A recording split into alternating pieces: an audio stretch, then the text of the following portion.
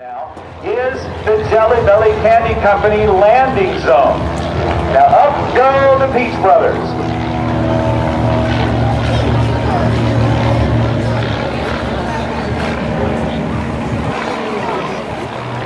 Kent and Warren Pietsch from Minot, North Dakota.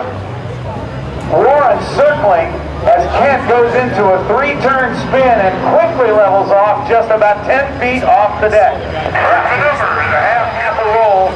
Warren on the left in the white and blue clipped wing Taylor craft. Maneuver is a head-on roll.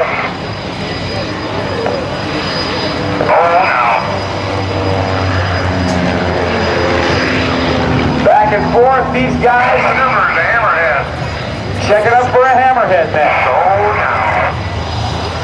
The hammerhead stall turn gets to almost head-on pass. Going out.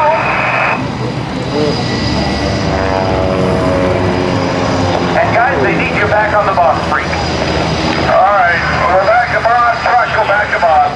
Land on the top of that vehicle right now in these winds of over 10 knots, almost directly on crowd, which pushes him sideways. Let's see if he can actually land on it on the first try. Oh boy!